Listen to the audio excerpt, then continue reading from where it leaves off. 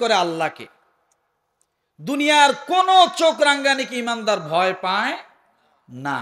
ওয়ালাম ইয়াখশা ইল্লাল্লাহ, যদি আপনি আল্লাহকে একমাত্র ভয় করেন তাহলে আল্লাহ তাআলা বলেন হতে পারে তারা, আমি আল্লাহ তাদেরকে হেদায়াত প্রাপ্ত করব।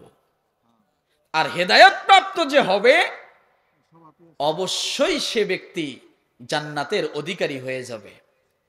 তাহলে আমরা মসজিদ আবাদ করব কিনা, 5 ওয়াক্ত নামাজ পড়ব কিনা, দান সদকা করা দরকার আছে কিনা, যত বেশি পারি ইবাদত করব।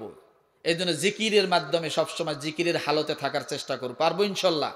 সকালে প্রতিদিন সুবহানাল্লাহি ওয়া বিহামদিহি সুবহানাল্লাহিল আযীম ফজরের পরে 100 বার পড়তে পারবেন, মাগরিবের পরে 100 বার পড়তে পারবেন, যখন মনে চায় পড়বেন। ব্যবসা ভালো হচ্ছে না, আমলটা চালিয়ে যান। ক্ষেত খামারে ভালো ফসল আসতেছে না, আমলটা চালিয়ে যান।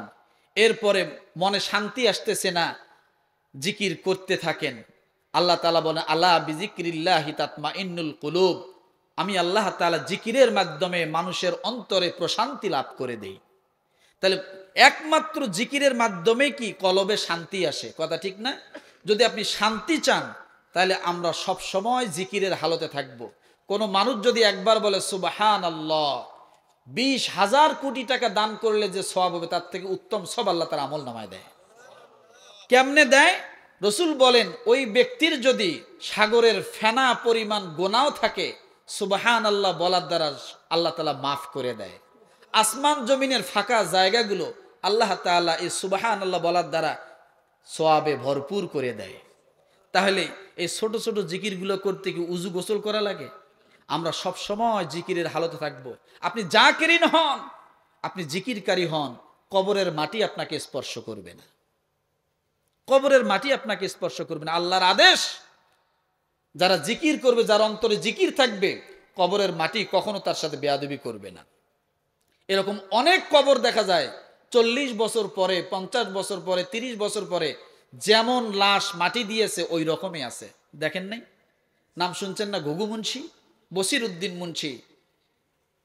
36 বছর পরে তার লাশ ওই 36 বছর আগে যে কাফনের কাপড় দিয়ে তাকে মাটি দেওয়া হয়েছে, ওই মাটি অবস্থা, ওই কাফনের কাপড় অবস্থায় 36 বছর পর আবার তাকে সেই রকম পাওয়া গেছে। লোকটার কাজ কি ছিল?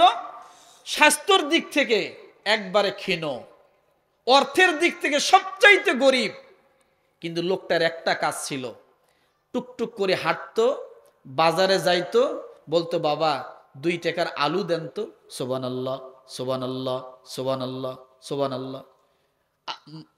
মরিচের দোকানে যাইতো, গরিব মানুষ তো, বলতো বাবা আমাকে 2 টাকার মরিচ দেন তো, সুবহানাল্লাহ সুবহানাল্লাহ সুবহানাল্লাহ। লোকটার অনেক জমি ছিল না, জমা ছিল না। কুড়িগ্রাম জেলার ধরলা ব্রিজের পাশে এখনো তার কবর। ও মুসলমান, 36 বছর পরে তার লাশ। আল্লাহ তাআলা তার পুরা দেহটাকে কবুল করে নিয়েছে। তাহলে বোঝা গেল এই দেহটাকে পবিত্র রাখার জন্য, জাহান্নাম থেকে মুক্তি পাওয়ার জন্য একমাত্র আল্লাহর জিকির, আল্লাহর ইবাদত ছাড়া আর অন্য কোনো পন্থা নাই। আপনি যতই সেন্ট মাখেন না কেন, সেন্ট দিয়ে এই দেহকে সতেজ রাখা যাবে না। যাবে? আল্লাহ তাআলা আমাদের সকলকে যে কথাগুলো বললাম প্রত্যেকটা কথা আমল করার জন্য তৌফিক দান করুক। আমিন। ওয়া আখির দাওয়ানা আনিল হামদুলিল্লাহি রাব্বিল আলামিন।